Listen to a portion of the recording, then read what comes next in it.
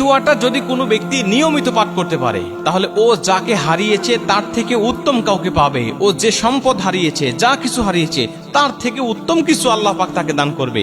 এমনকি বিপদের সময় যদি কেউ দোয়াটা পাঠ করতে পারে, ওই বিপদগ্রস্ত অবস্থায় যা ক্ষতি হয়েছে তার, আল্লাহ এই ক্ষতি পূরণ তো দিবেন এবং তার থেকেও বেশি কিছু আল্লাহ পাক তাকে দান করবেন।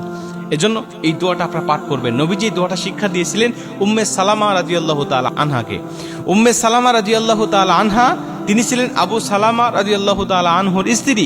আবু সালামা তিনি বদরের যুদ্ধে অংশগ্রহণকারী একজন সাহাবী ছিলেন, কিন্তু পরবর্তীতে কোন একটা যুদ্ধে তিনি অংশগ্রহণ করা অবস্থায় শত্রুর আঘাতে তিনি আহত হয়ে যান, অসুস্থ হয়ে পড়েন এবং কিছুদিন পরে তিনি দুনিয়া থেকে বিদায় নিয়ে চলে যান, শহীদ হয়ে যান।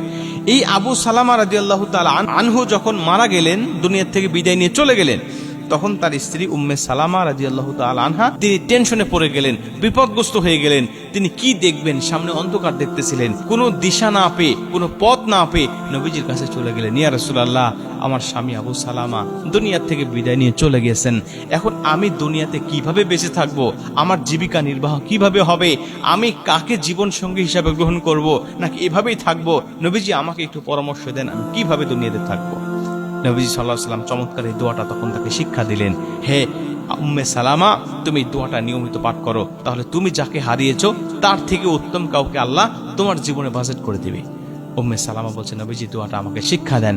নবী শিক্ষা দিলেন, আল্লাহুম্মা আজিরনি ফি মুসিবাতি ওয়া আখলুফলি খায়রাম মিনহা। উম্মে সালামা, এই দোয়াটা তুমি নিয়মিত পাঠ করো। আমি নবীজি বলছি, তুমি যাকে হারিয়েছো তার থেকে উত্তম কাউকে আল্লাহ তোমাকে দান করবে। আমি দোয়াটা আবারও বলছি, আপনারা লিখে নেন এবং যারা ফেসবুকের মাধ্যমে ভিডিওটা দেখবেন তারা অবশ্যই এগুলো শেয়ার করে বা বারবার শুনে শুনে দোয়াটা মুখস্থ করে নেবেন। আল্লাহুম্মা আজিরনি ফি মুসিবাতি ওয়া আখলুফলি খায়রাম মিনহা, এই দোয়াটা আপনি পাঠ করবেন নিয়মিত।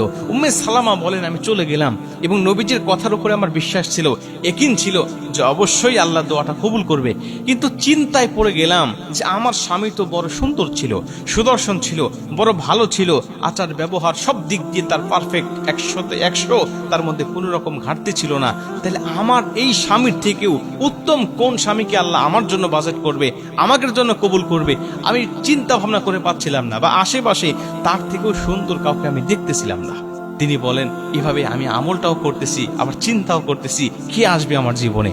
হঠাৎ একদিন দেখি যে নবীজি সাল্লাল্লাহু আলাইহি ওয়াসাল্লামের কাছ থেকে আমার কাছে বিবাহের প্রস্তাব এসেছে। নবীজি আমাকে বিবাহের প্রস্তাব দিয়ে পাঠিয়েছে। তখন আমি অবাক হয়ে গেলাম যে আল্লাহ, নবীজির কথা তো আমার স্মরণই নাই, নবীজির দিকে তো আমি ওভাবে তাকাই নাই। তার মানে নবীজি তো আমার স্বামীর থেকে 1000 গুণ বেশি উত্তম। তার মানে আমার স্বামী চলে গেছে আবু সালামা, আমার আবু সালামা আমার স্বামীর থেকেও আল্লাহ 1000 গুণ বেশি উত্তম স্বামীকে আমার জীবনের জন্য কবুল করে নিয়েছেন, শুধুমাত্র এই দোয়ার বরকতে আর দোয়ার উসিলায়। এবং আপনারা জানেন যে উম্মে সালামা রাদিয়াল্লাহু তাআলা আনহা, তার মানে তিনি ছিলেন আমাদের নবীজির স্ত্রী, আমাদের আম্মাজান উম্মে সালামা। প্রিয় ভাইরা আমার, এই দোয়া থেকে, এই হাদিস থেকে আমরা এটা শিক্ষা পাই যে আমিও যদি বিপদে কোনো কিছু হারিয়ে যাই, বা আমিও যদি ক্ষতিগ্রস্ত হয়ে যাই, বা আমার জীবন থেকেও কেউ যদি চলে যায়, তাহলে আমিও এই দোয়াটা পাঠ করতে পারি নিয়মিত। তাহলে আল্লাহ অবশ্যই এই দোয়ার বরকতে আমার জীবনেও, আমার জীবন থেকে যা চলে গেছে তার থেকে উত্তম কিছু আমার জীবনে আল্লাহ পাক অবশ্যই দান করবে। যদি আপনার ইয়াকিন থাকে, ইয়াকিন না থাকলে কিন্তু কোনো দোয়া আল্লাহর দরবারে কবুল হয় না। পরিপূর্ণ তাওয়াক্কুল করে আল্লাহর উপরে ইয়াকিন রেখে আপনি যখন কোনো আমল করবেন, আল্লাহ অবশ্যই আপনার আমলটা কবুল করবে, দোয়াটা কবুল করবে, মনের নেক জায়েদ আশাগুলো পূর্ণ করবে। যেভাবে কবুল হয়েছে বিভিন্ন সাহাবীদের, যেভাবে কবুল হয়েছে উম্মে সালামা।